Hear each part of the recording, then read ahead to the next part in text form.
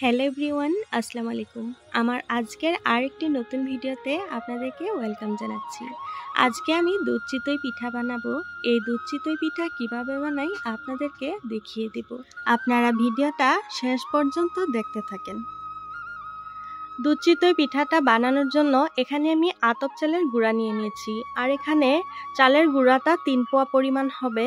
তো একটু বেশি করে বানাবো, তার জন্য একটু বেশি নিয়েছি। এখন আমি কুসুম গরম পানি দিয়ে অল্প অল্প পানি দিয়ে আমি পিঠার গোলাটা তৈরি করে নেব।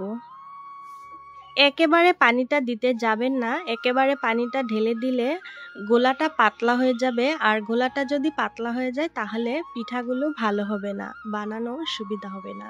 তো অল্প অল্প পানি দিয়ে এইভাবে আমি যেভাবে করতেছি এভাবে কষলিয়ে কষলিয়ে 5 থেকে 7 মিনিট সময় এভাবে কষলিয়ে অল্প অল্প পানি দিয়ে পিঠার গোলাটা তৈরি করে নিতে হবে। তো এই তো আমার পিঠার গোলাটা করা হয়ে গেছে। এবার আমি নারকেল কুড়িয়ে রেখেছি, এখান থেকে অল্প একটু নারকেল আমি পিঠার গোলাটার মধ্যে দিয়ে দিব। পিঠার গোলার মধ্যে নারকেল দিলে পিঠাটা যখন মুখে লাগবে তখন খেতে অনেক ভালো লাগবে। এটা আপনারা এখানে দিলেও হবে, না দিলেও হবে, আপনারা চাইলে দুধের সাথেও দিতে পারেন। তো আমার পিঠার গোলাটা করা হয়ে গেছে, আমি ঢাকনা লাগিয়ে আধা ঘন্টার জন্য রেখে দিয়েছি।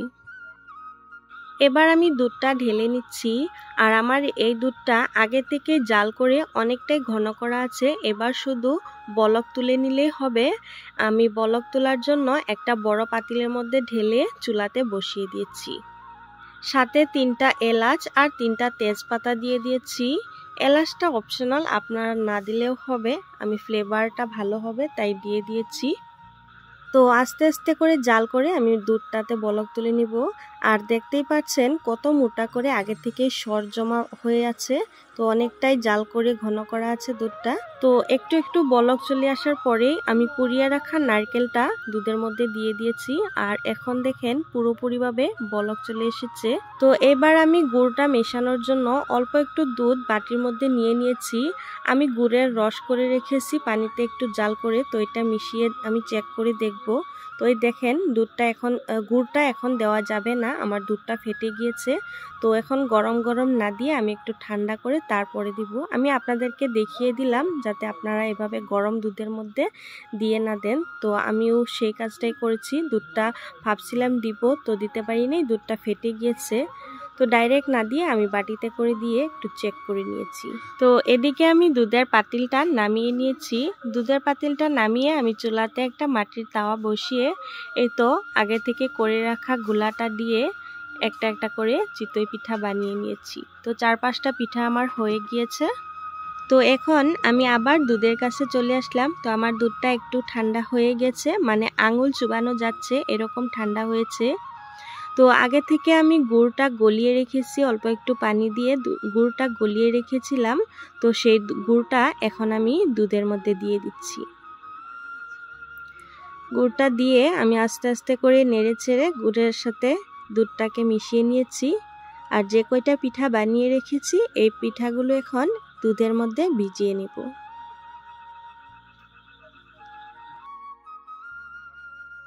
তো যেই কয়টা পিঠা আমার হয়ে গেছে এই কয়টা পিঠা আমি দুধের মধ্যে দিয়ে আমি পাতিলটা ঢেকে রেখেছি। আর এবার একটা একটা করে পিঠা বানিয়ে যাব আর দুধের মধ্যে চুবিয়ে যাব। এভাবে করেই সবগুলো পিঠা বানিয়ে দুধের মধ্যে ভিজিয়ে রাখবো। তো পিঠাগুলো আমি রাত বানাচ্ছি। এই দেখেন আমার সবগুলো পিঠা বানানো হয়ে গেছে। এই দুধ চিতই পিঠাটা রাতে বানিয়ে সকালে খেতে অনেক মজা হয়। তো আমি সকালে আপনাদেরকে দেখাচ্ছি। এই দেখেন বন্ধুরা, সকালে আমার দুধ চিতই পিঠাটা দেখতে কেমন হয়েছে আপনারা নিজের চোখেই দেখুন। তো দুধটা অল্প টেনে গিয়ে খুব সুন্দরভাবে দুধের মধ্যে পিঠাগুলো ভিজে গিয়েছে, আর এতটাই নরম হয়েছে আপনাদেরকে বলে বোঝানো যাবে না। আপনারা এইভাবে যদি বানিয়ে না খান তাহলে এর স্বাদ আপনারা বুঝতেই পারবেন না। দেখেন আমার তো এখনও খেতে ইচ্ছে হচ্ছে, কতদিন আগে বানিয়েছি, ভিডিও দেখলেই আমার খেতে ইচ্ছে হয়। এই দুধ চিতই পিঠা আমার অনেক প্রিয় একটি পিঠা। তো দেখেন কত লোভনীয় হয়েছে পিঠাটা। তো এভাবে বাড়িতে আপনারা আমার রেসিপিতে ট্রাই করে দেখবেন। ভিডিওটি ভালো লাগলে একটি লাইক করে দিবেন। তাহলে আজকের জন্য বিদায় নিচ্ছি। আল্লাহ হাফেজ।